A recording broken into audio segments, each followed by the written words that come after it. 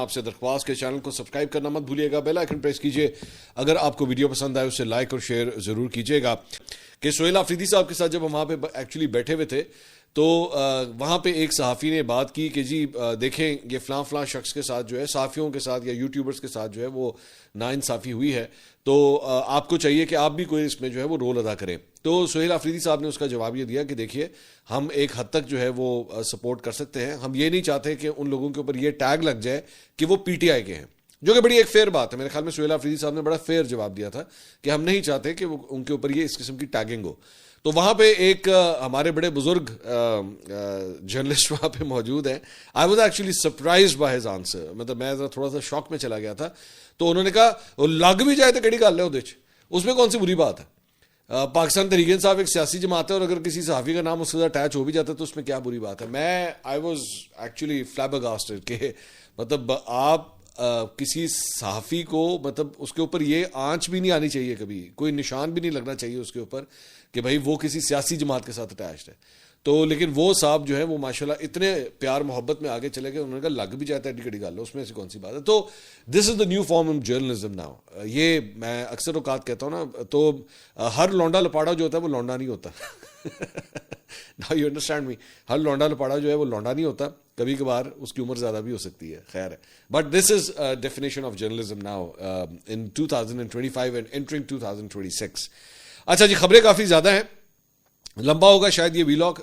मेरी आवाज़ कुछ ज़्यादा ठीक नहीं है, थोड़ा सा फ्लू वगैरह खांसी वगैरह हुई भी है, लेकिन फिर भी इतना है कि व्लॉग जो है वो किया जा सकता है।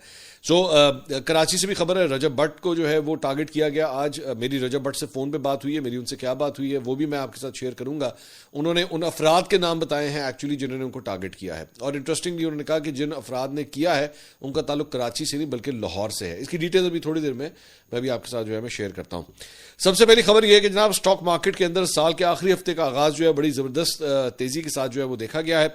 इसके नतीजे में जो पाकिस्तान स्टॉक एक्सचेंज है वो मुल्की तारीख में पहली बार 1,74,000 की सतह उसने अबूर किया, और एक मौके के ऊपर 1,74,411 पॉइंट्स के ऊपर स्टॉक मार्केट के जो है वो देखा गया। अलबत्ता क्लोजिंग जो थी वो 1,73,896 पॉइंट्स के ऊपर जो है हुई है। सो आखिरी हफ्ता जो है 2025 का बड़े पॉजिटिव नोट के ऊपर जो है वो देखा जा सकता है। इसके अलावा सोहेल आफरीदी साहब जो है जनाब, उनकी जानिब से अब एक लेटर लिखा गया है मरियम नवाज साहिबा को। उनका टूर जो है वो ख़त्म हो गया, कल वो वापस जा चुके हैं, लेकिन उसके बाद उन्होंने एक ख़त लिखा है मरियम नवाज साहिबा को।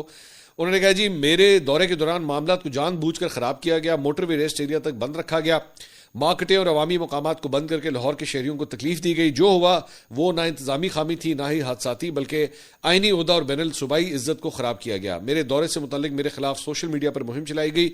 जो कुछ मेरे साथ हुआ वो किसी भी तौर पर अवामी नुमाइंदे के शायान शान नहीं था।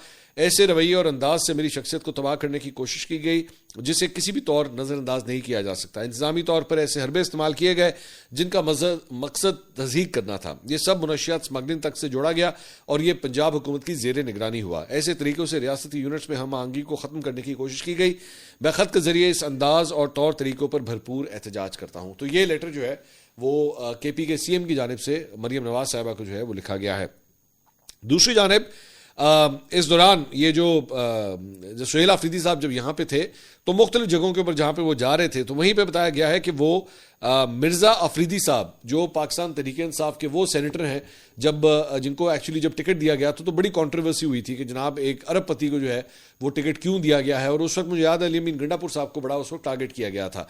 तो अपेरेंटली एलिजिडली उनके फार्म हाउस के ऊपर भी एक फंक्शन हुआ है, और मेरा ख्याल में शायद ये बरकी रोड वाली साइड के ऊपर जो फार्म हाउस है वहाँ पे शायद ये कोई फंक्शन हुआ है।